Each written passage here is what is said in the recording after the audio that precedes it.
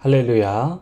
선하신 주님의 은혜와 평강이 사랑하는 이글스필드 온 가족들과 함께 하시기를 소원합니다.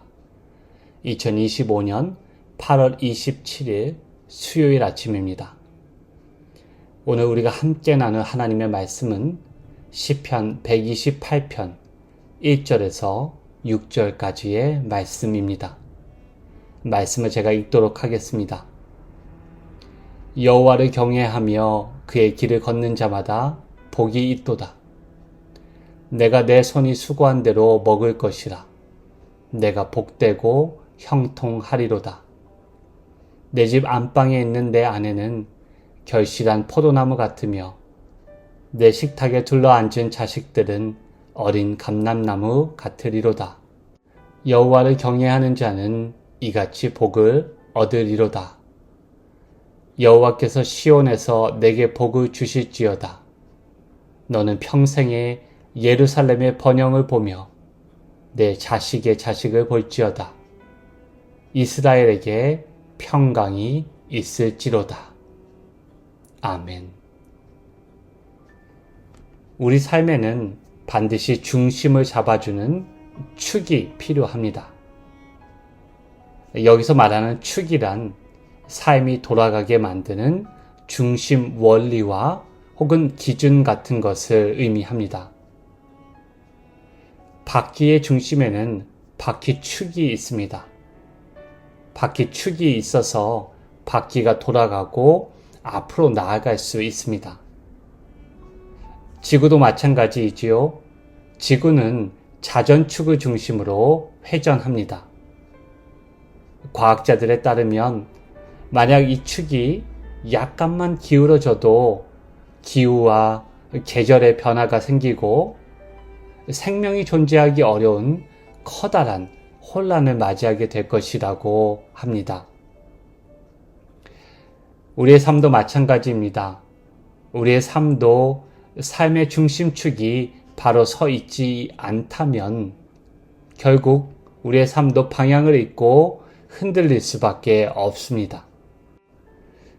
오늘 우리가 묵상하는 시편 128편은 성전에 올라가는 노래라는 표제어를 가진 순례 시편 중 하나로 알려져 있고 포로기 이후에 유다 공동체가 처한 특정한 사회적 상황과 신앙적인 맥락 속에서 익혀지고 사용되었습니다.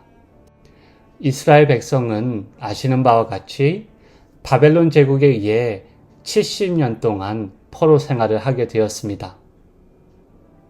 예레미야 선지자에 따르면 이와 같은 이스라엘의 포로 생활의 원인은 생수의 근원이신 여호와를 버리고 떠나버린 이스라엘의 죄악 때문이었습니다. 포로기는 한마디로 말해서 이 죄악에 대한 하나님의 보응하시는 시간이었던 것입니다. 오늘 시편의 표현을 빌리자면 이스라엘은 여호와 하나님을 경외하지 않고 그의 길을 떠났던 것입니다. 그리고 그 결과 이스라엘은 마치 달리던 자동차가 그 바퀴축이 무너져 방향을 잃고 행방 없이 달리다가 결국 절벽 아래로 곤두박질친 그런 신세가 되었던 것입니다. 나라가 자초되었으니 아침에 나가 땀 흘려 수고하며 일할 수 있는 일터와 또 그 수고의 떡을 식탁에 앉아 가족들과 함께 나눌 수 있는 가족도 결국은 버틸 힘을 잃어버리고 무너지게 되었던 것입니다. 우리는 순례 시편이 표면적으로 드러내는 낙관적인 분위기와 희망의 선포 뒤에 자리하고 있는 이런 이스라엘의 공동체의 어둡고 절망적인 삶의 현실과 그 자리를 보아야 합니다. 그래야만 이 시편이 의미하는 참된 뜻을 바로 이해하고 깨달을 수 있습니다. 이러한 구체적인 맥락에서 시편 기자는 여호와 하나님을 경외하며 그 길을 걷는 자들에게 주어지는 복과 그리고 번영을 선포하고 있는 것입니다.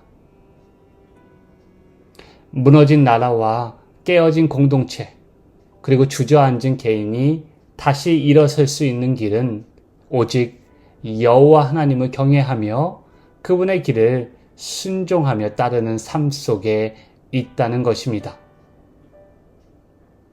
그리고 오늘 시편 128편은 그 삶이 맺는 열매, 그 결과로 주어지는 것이 바로 참된 복과 번영이라고 말합니다.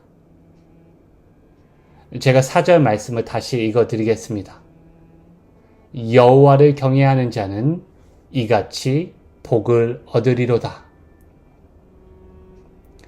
여호와를 경외하는 삶은 구체적으로 어떤 삶일까요?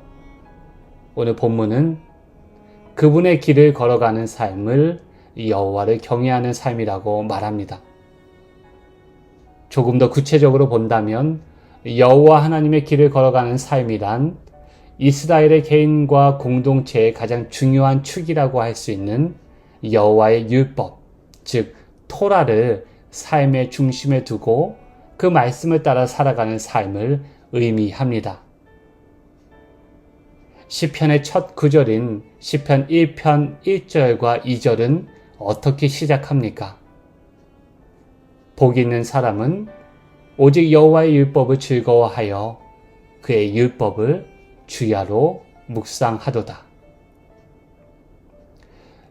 우리 교회가 계속해서 묵상을 강조하고 새벽을 말씀으로 깨우고 또 때마다 성서학당과 묵상학교를 여는 이유도 결국은 하나님의 말씀이 우리 개인과 가정 그리고 공동체인 교회의 중심축이 되기 때문입니다. 말씀이 축이 될 때 우리 삶의 말씀이 깊게 뿌리내리고 그 안에서 말씀이 살아 역사할 때 비로소 우리 삶과 가정과 신앙 공동체가 하나님이 약속하신 참된 축복과 번영을 경험할 수 있습니다. 우리가 죄의 포로에서 벗어나고 하나님의 율법 안에서 참 자유와 평안을 누리며 또 세상의 욕망에 휘둘리지 않고 여호와 하나님의 길을 걸어갈 수 있는 힘과 능력은 바로 토라, 하나님의 말씀을 삶의 중심축에 둘 때 비로소 가능할 수 있습니다. 하나님께서 은혜의 기회로 새 날을 주셨습니다. 주님을 경외함으로 주의 말씀을 우리 발의 등이요 우리 길의 빛으로 삼아 주님의 길을 걸어가는 저와 여러분 모두가 되시기를 축복합니다. 함께 기도하시겠습니다. 사랑과 자비의 하나님, 오늘 하루를 시작하며 우리 마음과 삶을 성찰할 수 있는 은혜의 기회를 주심에 감사를 드립니다. 우리는 지금 어디를 향해 가고 있습니까? 참된 복의 근원인 시온을 향해 나아가고 있습니까? 아니면 그곳에서 방황하고 멀어져 가고 있습니까? 물된 근원이신 하나님의 말씀에 깊게 뿌리를 내며 철마다 열매를 맺으며 그 잎사귀가 마르지 않는 형통한 삶을 살아가고 있는지, 아니면 그저 바람에 나는 겨와 같이 방향도 생명도 없이 흩날리고 있지 않는지 이 시간 우리의 삶과 우리의 마음을 돌아봅니다. 개인과 가정과 공동체의 신앙 정체성이 위험받고 분열되는 삶 속에서 세상이 말하는 약속이 아닌 여호와 하나님 언약의 말씀을 경외하며 그 말씀에 따라 살아갈 수 있도록 우리를 복의 근원으로 인도하여 주시옵소서. 정당한 수고 위에 복을 더하셔서 우리 손의 열매를 먹게 하시고 경건한 가정을 꾸리며 포도나무와 올리브나무의 소산과 같은 선한 것을 거두며 나누게 하시옵소서. 우리 각자의 삶과 가정을 넘어서 이 시온의 복이 신앙 공동체와 우리 이웃의 복과 번영으로 이어지게 하시옵소서. 슬픔을 당한 유가족 위에 하늘의 위로와 평강으로 함께하여 주시고 우리가 그 슬픔과 고통 속에서 함께 연대하며 곁을 내어주는 형제요 자매가 되기를 소망하며 언약의 주님이 되시는 신실하신 예수 그리스도의 이름으로 기도하옵나이다. 아멘. 오늘도 주님을 경외하며 주님의 길을 따라 걸어가는 복된 하루 되시기를 축복합니다.